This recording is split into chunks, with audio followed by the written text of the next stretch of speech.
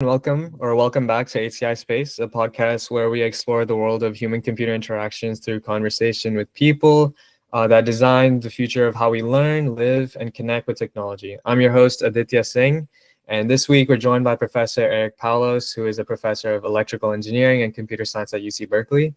Hi, Dr. Paulos. How are you doing today? Great. Good to see you, Aditya. Thanks for putting this on. Absolutely. So before actually diving into your recent work, I'd like to start each episode with the same question. It helps us understand not just what you work on, but why. So with that in mind, generally how did you get into HCI, and was there a specific moment or project that really pulled you into this space? Oh, what a great question. Yeah, and I think this will be part of the context for everything we talk about, but often being true to what your passions are and letting things discover you along the way. I think for me, maybe many of your listeners identify with this. I like kind of tinkering with things. I liked mechanical things. A long time ago was obviously Legos and building things. I like physical stuff. And then, as a little bit older, I would sort of wrench on cars and motorcycles and machines and those kinds of things. And then I also like computers. It was a little bit different time back then, so a little bit different kinds of computers, but I like programming them. And I got into school here at Berkeley. I was an undergrad. I basically learned, I didn't want to do computer science. I said, I'm going to do something else. But I took a computer science class as just on a whim, and it was just natural for me. And I liked that. But to your point about HCI, I was nearing the end of my kind of time learning computer science, all the things that people would identify, if it's operating systems or cybersecurity or lots of things. And I wanted to continue. But I also knew I didn't want to just code. I wanted to do physical things. And that's when actually, before HCI, I found robotics. And robotics was this field that combined that kind of mechanical kind of interest for me, along with programming and that creative spirit. And in that space, I ended up doing some work on more what we would now identify as kind of human-robot interaction, like how robots are less like maybe something you'd imagine in a shop floor, assembling things or doing automation, but how can you interact with them in ways that they are either with telepresence and there's other humans communicating through them. And that was kind of a transition point for me. I know there was a little bit of a long lead up, but for me, it was when I realized I was also really interested in that human side. Like, what is that experience for people to interact with these devices or through these devices to other humans? And there's a whole field in HCI about computer mediated communication. And that was also something I explored for a while. So very, very, I don't know if there's this exact moment, but certainly this inflection point of discovering robotics and then discovering how it could help in this human side of interaction. Yeah, it's a really interesting answer. Yeah, I think that's especially interesting because it's just I feel like it's just an interesting answer because you delved into computer science initially, and then you delved into robotics, and then these other unique fields, and then you kind of found a passion for all of them. And I guess correct me if I'm wrong, but you wanted to kind of combine all those fields together, and then find a passion through that. Yeah, and one of the things about HCI is it really intersects. There's usually some technical disciplinarity. There's also thinking about humans and society. It's thinking about ethics. It's thinking about the planet. It's a lot of things that feel humanist and also technology and also ethical at the same time. There's a lot of things that kind of come together. And one of the magical things is really being creative. And some of the things that I've had the fortune to do have also been even more artistic. And that's clearly where some of the things we do now in design are about creating new, compelling experiences. But it's not formulaic. It's much more being a humanist in a world of, I would say, technology as this kind of creative material, the same way you would be creative as a sculptor with clay or a painter with acrylics or oils. It's like, how do you look at this technology, deconstruct it, so really understand it? That's a big part of understanding the material, which is these technologies. But then I love the energy of working with students and trying to reimagine how they can come together to improve health and well-being and happiness and create broadening participation in society, and just a wide range of things. It's a super exciting time, and it's a cross-cutting discipline, and we really embrace so many different perspectives. So you don't just hang out with computer scientists, you hang out with a lot of different disciplinary expertise. Right. Yeah, I totally agree with that. And before we delve like deeper into HCI, a lot of people might not even know what HCI is. So can you like explain it in a way that would make sense to high school, or just like a quick definition you might have? Yeah, I mean, I think everyone who uses any bit of technology has experienced some thoughtful design by an HCI designer or researcher. So um, I think all those elements, it's human and the computer and the interaction, and it's thinking about those three elements and how they come together. The easiest example is almost everyone obviously has, say, a smartphone or some device, and every bit of the design, if you touch it, you pick it up, how you hold it, how it displays information to you and communicates that, how it makes sounds or how it renders things. All of that, a designer has spent a huge amount of time trying to understand how humans will use that. But I also, sometimes people focus on that little bit of technology.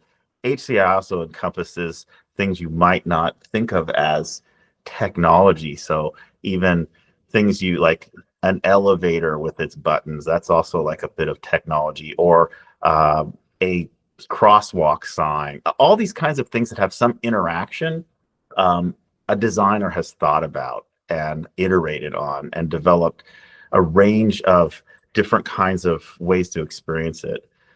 I don't know if there's like the most simple definition, but it's essentially, most people understand there's a computer maybe doing computation, and sometimes we don't see what's happening. But every moment that you are interacting with it, either you are touching or, um, you know, talking or any kind of interaction, and it's also giving something back. It's showing you information on a screen, it's making sounds, it could give off an odor, it could be pushing back as a new texture. I mean, all of that is like this exciting space of human computer interaction.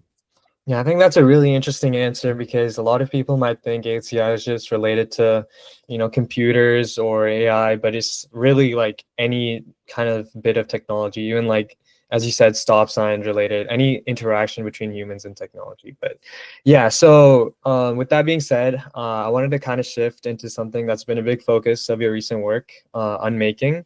And you've obviously been a part of a growing community of researchers looking at unmaking not just as the opposite of making, but as its own critical designing process and something reflective, of something creative. And so, with that being said, can you define what unmaking is and just give a simple example of unmaking in your work? Something you took apart, rethought, or even chose not to build. Yeah, I mean, one of the things that we get to do, and it's a huge privileged position, is as a researcher, I'm not working for a company to produce a product for, say, the next 6 months or 12 months. So we are able to envision out and try to think through kind of where will society want to be? What kinds of challenges might they face? Where can the technology lend some new way of looking at something or engaging with some kind of new phenomenon or material? And so some of the projects we do, they're hard to see in the moment why that's having an effect. But there's a long history of projects that I've worked on where um, we developed some technology. People said, this is a really horrible idea. I don't know why you did this. And then it's a product like 6 to 10 years later. And so there's a lot of like examples of that, which I won't go into right here, but just to frame up that some of the things that we do are trying to help grapple with and have conversations about what technology might need to deliver to us as humans, as society, not next year, but many years out. And so I think, again, without retracing my whole career, we've often done things that are a little bit contrarian. And there's intentionality behind that because, again, if we design things that feel like the obvious thing you should do in the next year, I feel there's some tremendous entrepreneurs and there's a lot of energy around people that are innovating in that space. In an academic setting, we have a little bit of this privilege to try to take a deeper look and explore things further out. And so that's certainly what we've done in the past. And I've felt proud of the work that I've done with the students that I've gotten a chance to work with. And you mentioned like recently this work about unmaking. So one of the things is I'm faculty here in electrical engineering and computer science, but I also have the privilege of being part of this Jacobs Institute for Design Innovation. This is an institute here. It's a building. If I don't know any of your listeners, if you have like a maker space or you've ever tinkered with things, or I don't know, built a birdhouse or a tree house. I mean, anything you kind of made. This is a space for coming together and making and building. And clearly, there's tools and resources to do that with a digital lens. Lots of fascinating things. And that's great. I encourage if anyone's in Berkeley to come by. It's Jacobs Hall. You're welcome to come through. It's a great maker space. But what's happening is we're trying to bring together, again, what I was alluding to earlier, multiple disciplines to think about the challenges around people and planet and society. Now, to get to the point about the unmaking, there's a lot of work clearly about how do you design things and make them, how do you make them more robust, how do you make them, improved for people with differing abilities or, impairments, all kinds of things that you might want to design and build from the small to the large. But unmaking was a little bit of it's a research project that we've worked on, but it's also a philosophy. And it's really, I find that a lot of the work I do also has some roots in being inspired by artists. And there was an art movement on auto-destructive art. And it was sort of this idea about art that maybe it decays over time. So maybe it changes. And everybody knows this phenomenon, something that has a patina that grows on it, or something that breaks over time, or maybe it fades from the UV light. There's all kinds of things that happen over time.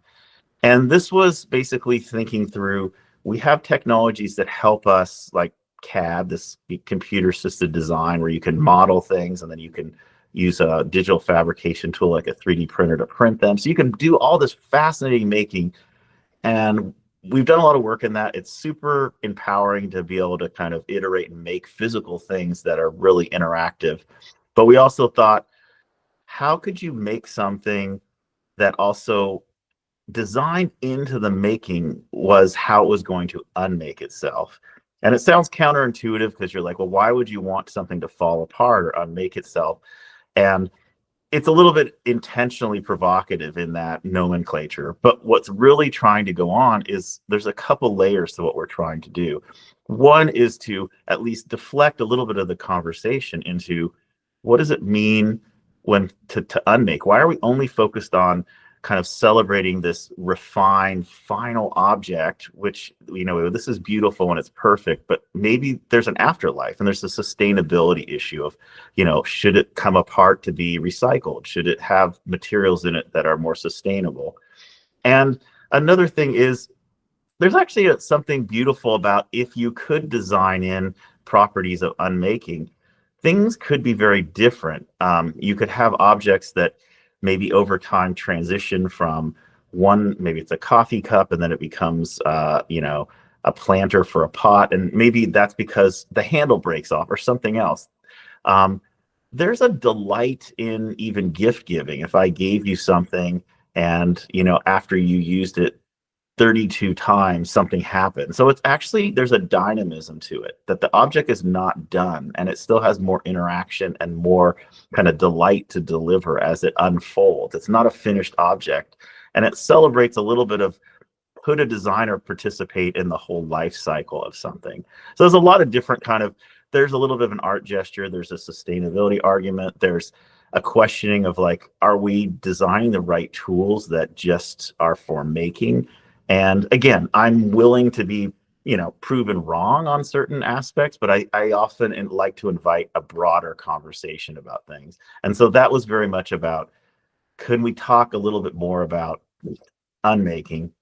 And that sort of led to a broader area of work that I would say is around still interactive electronics, so things that sound like they're HCI, but can you do that with sustainable materials? So can you imagine, again, we're not going to build a supercomputer or a new smartphone, but there are certain kinds of electronics that you can design with organic or sustainable materials, and you can have some limited interaction.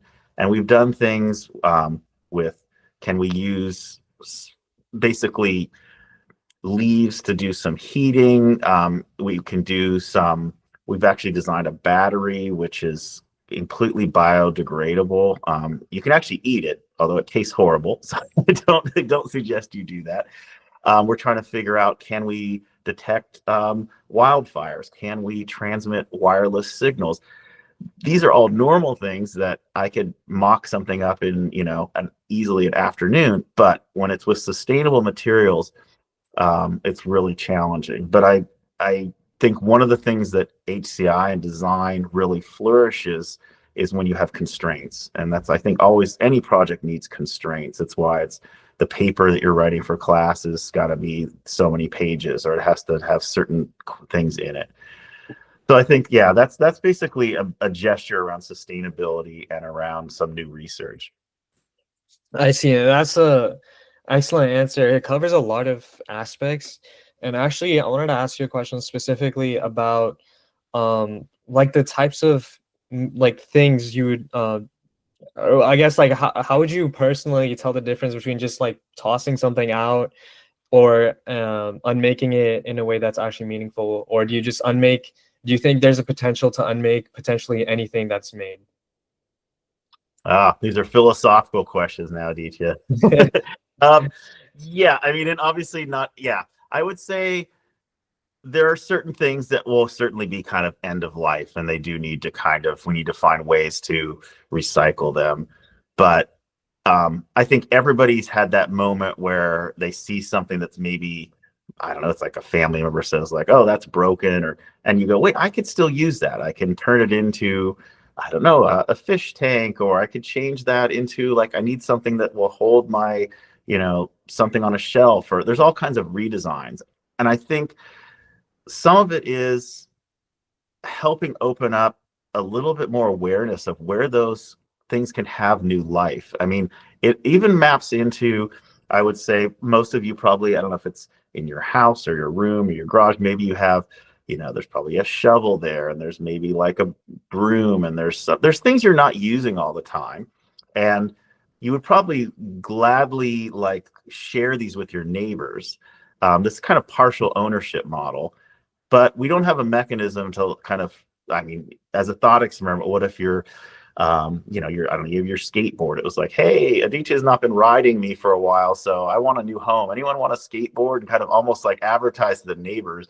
You might not want this because your skateboard now has a personality, and now you have to kind of spend time nurturing this relationship with your skateboard. But these are the fun thought experiments of, again, that's already happening, right? I think many of your listeners, they're used to, you know, uh, these ride sharing apps, lots of things that are shared where you don't own like a vehicle and all these things. You basically, just in time, you want those. And so that's a very optimistic and hopeful future that maybe that applies more broadly, that we've become a little bit more open to sharing these kind of things that we have.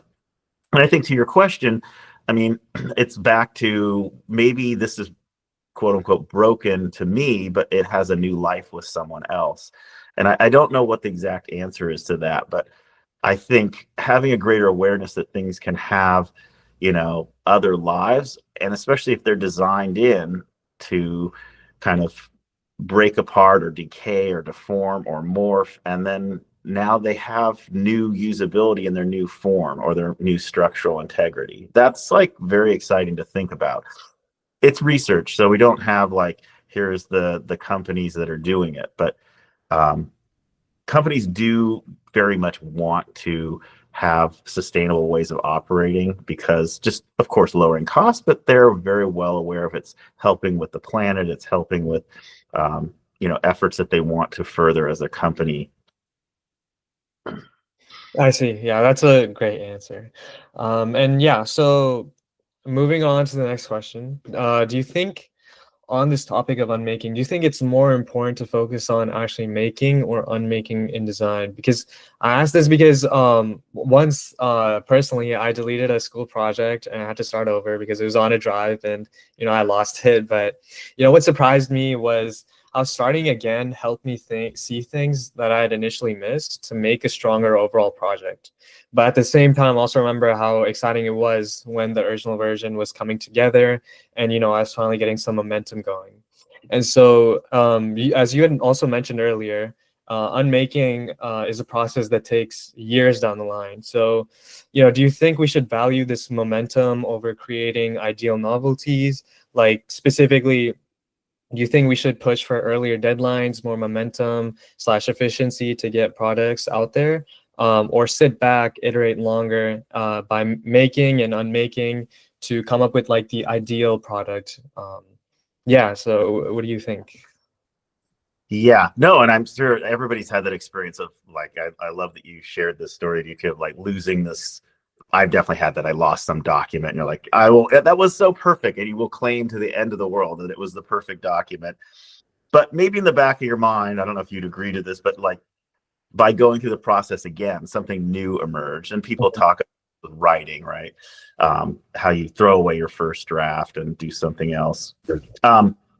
Yeah, I mean, and to be clear, the unmaking, that can be very on a shorter time scale. It's just that the research agenda might be further out until it's kind of adopted.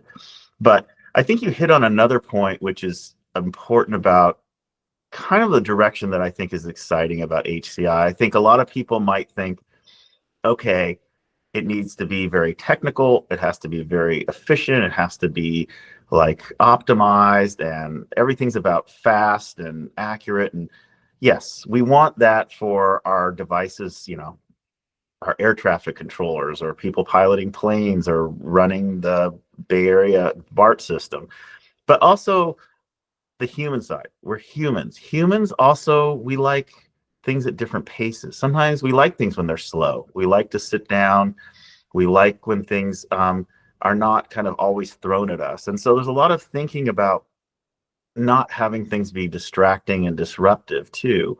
And intentionally trying to, I think one of the points was like, one thing we often do is this iterative design. So the whole cycle of HCI is usually, you brainstorm some idea, or you might observe people, and then you'll design it. And that could be prototyping it in paper or cardboard. We're not always like building full electrical complete systems.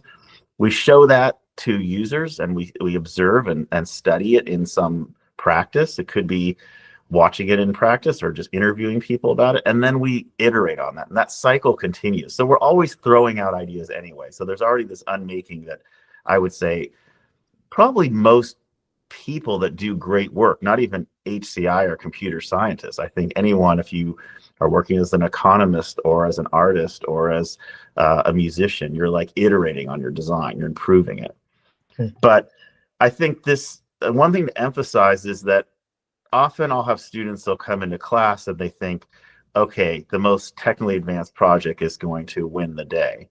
And I would argue I like technology. I'm, a nerd like a lot of folks, but also there's got to be a poetry in it. And I think that it has to touch the human soul in some way. It has to resonate with some values we have as humanists. I'll give you an example. We did a project a number of years ago where we said, what if it was a slightly different, similar to this unmaking, we had this notion of counter-functional design. And that's a little bit of an odd concept. It was like, how do you make something that still retains some of its main functionality, but it actually counters some of the things that you would expect from it? And that sounds weird, so I'll give you an example. What we did is we looked at a camera, and everyone would go, okay, I know a camera. What does it do? It takes pictures. You can look at the pictures. You can share the pictures. You can delete the picture. Oh, whatever. We can go on a long list. And we said, but we're going to constrain that. And we did various designs, and I'll just tell you one of them. One of them was, it was called the prompt cam. And you could only take a picture when it prompted you. A little light turned on, and you could take a picture, and it had multiple lenses. So it had one front facing and one rear facing. And this was a camera that, and we had variations of, like, you could only look at the pictures if you were with the people that you were around again, or you could look at them exactly a year later. I mean, you could imagine all these variations, but this one, you couldn't even use it until there was this moment, and then it was usable. And obviously it was about this heavily constrained experience. And we did that. We published this work. It had a whole argument about slowing down, having slow technology, having things that were constrained. And we've had that in a lot of different, as a philosophy in a lot of the research. But of course, some people are like, this is a stupid idea. Why you want, people want more pictures and more storage, and they want more access and more sharing. And we might argue for some of that, that happens, but it was interesting. I'm not sure how popular it is now, but recently Be Real, one of these tools, came out. For the listeners that are maybe not aware, it gives you an alert. It says it's time to be real, and you have like a minute or two to take a picture, and it's supposed to be capturing you kind of like impromptu in this everyday setting.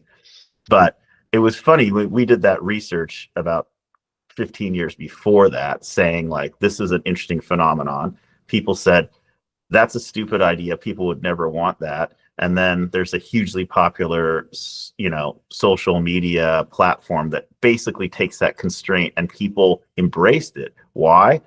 I can tell you, as a human computer interaction researcher, because it feels human. It feels, there's something genuine about it, that by the time we got to the proliferation of all of the social media, people were overwhelmed. They were like, I would welcome something that slows me down, feels a little different. So obviously your answer is really interesting. I love how you connected it to Be Real. It's a pretty popular app right now. I feel like a lot of people could relate to that. But yeah. So following through with the question, in your experience, do people actually take time to make something, unmake it, reflect, and rebuild, or are they just in a rush to finish it to meet deadlines and expectations? Yeah, well, I think that the short answer is yes, they do all those. I mean, one of them is, I think there's a lot of times we need to just do things. They're urgent. They need our attention. But I think there's also things that we do want to reflect on. We want to have more appreciation, and we're not going to take everything apart. That's not like the point of this. That's a little bit of an extreme reading of what the kind of philosophy is. But a little bit of certain things might have this idea of an aura to them.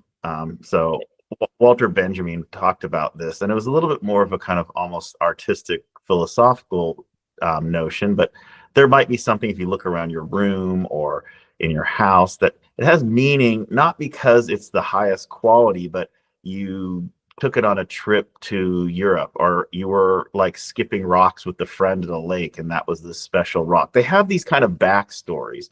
We talk about them as having an aura because of they were around certain experiences that you had with them.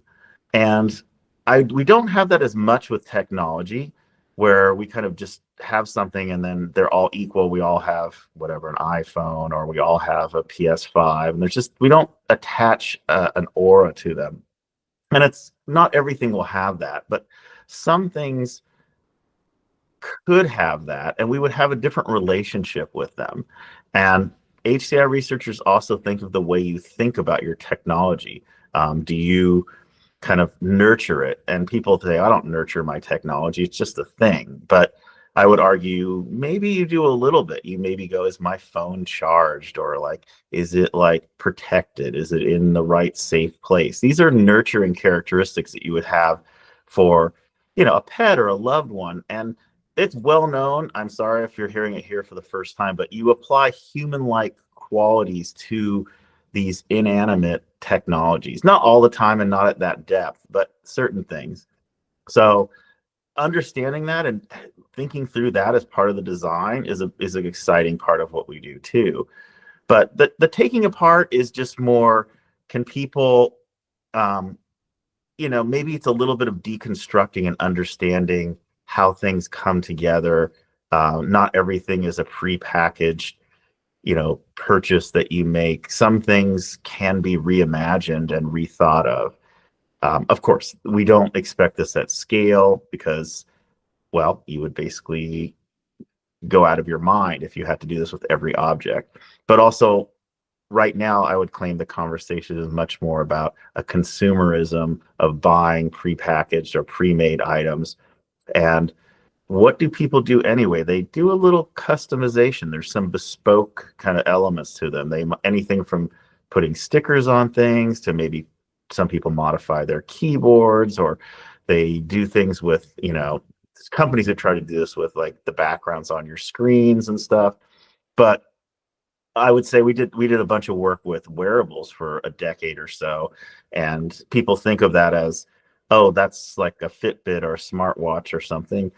But we were saying, what, there could be lots of other. We tried to just investigate other landscapes. So we did things with clothing. We did things with skin. You could have kind of temporary tattoos that were interactive. We did things with I don't know, shoes and hats and fingernails and hair. Believe it or not, I don't have hair, but my students do. So they did some really cool stuff with hair.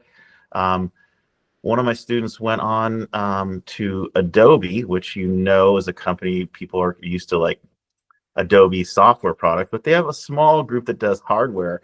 And she did this amazing job creating this interactive dress that she designed and engineered and built, and a little bit of a meme hit. She was very popular for a while with this interactive dress. The point is that um, a lot of things that you think are like static and the same should be thought of as having a more dynamic nature. You might just look at the clothing you have on and I have on, and I kind of chose this today. I'm a designer. I chose this as a design, and you chose your clothing as a design. We chose how to get to school today. Those are all design experiences. You've designed all those experiences. But the clothing kind of doesn't change. Maybe it gets dirty or it's sweaty, but I think we've done a lot of work, and others as well. Like, your clothing could change based on who's around you, the time of day, the mood, the atmosphere. It could, my collar could come up or down. It could change textures. There could be ways that the sleeves roll and unroll themselves. There's so many different things you could explore, and I'm just using it as an example that the unmaking and that kind of taking apart is a little bit of reflection that you should approach these artifacts and think of them, how could I remake them into other things? And the same thing, like your clothing, how can it be more dynamic? And again, maybe you don't want this for everything. I don't want to say we're going to some future where everything has to be electronic and interactive, but a lot of that could be very useful, certainly for health and well-being, and a lot of things around people that are having a need to monitor medical conditions. There's a lot of great things that you can do with these kinds of wearables, but they can also be expressive and performative, and that's another exciting thing to think about. Yeah, I actually really love that answer because I think that's like the explanation you gave is pretty much what HCI is basically giving, these inanimate objects a kind of like dynamic type of view to them and making them as part of our own and giving them a care that we would give to like other types of humans or something, but without like that level of deep love. But it's just seen as something that's dynamic rather than an object, so we can truly think about them like creatively, in a way we would do with other humans. But yeah, I think that's a really interesting answer, and I totally resonate with that. But kind of winding down from the research and everything, and to wind down this podcast, I just wanted to ask you, like, what part of the future of HCI most excites you, and what worries you? Yeah, well, I always say any really interesting technology always has a kind of noir or darker side. In fact, I often have an assignment in my class where I call it design noir, where I say for this week only, we're going to kind of design things with this kind of more dystopian dark side. Not that we want to do that permanently, but by not entering that conversation, we're also doing a disservice to our own design practice. Um, I think for me, like, I'm super excited. I think it's a great time to be doing HCI work because there's such a just broad range of technologies available. I'm thinking back at the beginning of this field, well before I even entered, it was, how will office computers be more efficient and help productivity and things like that. Whereas now it's every every part of our society. And like on a personal note, I obviously I already sort of explained this thing around sustainability. I say my research lab almost looks more like a chemistry lab now because we're really playing with a lot of different materials, um, and properties of those materials. Because again, when I say technology, most people think, okay, it's a laptop, it's an iPad, it's a smartphone, or these kinds of things. Maybe it's a gaming platform, but we have to think out what will technology be like, again, 5, 10, 15 years from now. And it's going to be not flat glass screens. There's going to be other materials. It's going to be expressive materials that reshape themselves, reform themselves. We're doing some things around food and creating different food flavor sensations in the mouth and textures in the mouth. Um, it's all kind of research and exploratory, but I'm very interested in new materials from a sustainability standpoint, but also how they can be part of a conversation about being part of our kind of an ally in this expressivity and this interactivity, and how we're broadening what we mean by technology. It could be everyday living organisms. It could be things that you don't think of. And so we spend a lot of time trying to think about that. Um, Obviously, I'd be, remiss if I didn't sort of say something about artificial intelligence. This is clearly at the forefront of everything. It's clearly impacting and will continue to impact in really, really great ways so much of our society. And I think there's a lot of dystopian views of what that could become, but it's certainly a very powerful ally in helping us be more creative and more productive and broadening the way that we kind of explore a design space. I think if there was a cautionary tale, it's clearly one about, this AI as a kind of material. It'd be great if we could think of it as a material and be creative with it and have it be kind of co-participating in helping us be more creative as humans. That's what I kind of envision. The same way, many of your listeners probably don't remember this time, but there was a time, believe it or not, before the web existed, and people were like, "Well, what's that going? That's going to cause. Maybe we don't want this." And there's long debates of things. That train left the station. We're going to have network computers. We're going to have the internet. We're going to have the web. We're going to exchange information. We'll have side debates about, of course, important things like who owns musical rights and how can we share things and all these other things about shopping and such and such. With AI, um, even more radical and more powerful. And I think it is amazing the things that it's helped like create and help us discover. The cautionary tale is that I think we still can very much steer this as a research direction. It's not out of our control, but very much in the scoping of HCI, we need all of the disciplines to participate in this. And I think one of them is really having, leaders, our government officials, people that are policymakers, kind of helping us untangle and come up with ways that we will find appropriate and thoughtful to use these technologies. Um, we can go on and on about some, very kind of not desired outcomes we could have from this. I'm still convinced that the good will outweigh the bad, and I'm excited about this technology. And I know all of your listeners use this, and it's interesting. I would maybe invite them the next time you're huddle at the lunch. Ask, what are you using AI for? Because I'm discovering new things all the time from people that are using it, and I'm blown away sometimes. I mean, not even able to. I'm giving a lecture and I'm often like something's new came out during my lecture. I can't even keep track of that. But in a nutshell, um, I would say definitely any profession. I don't, no matter what you're doing, you should be spending 10% of your time just exploring this as an interesting material for your practice.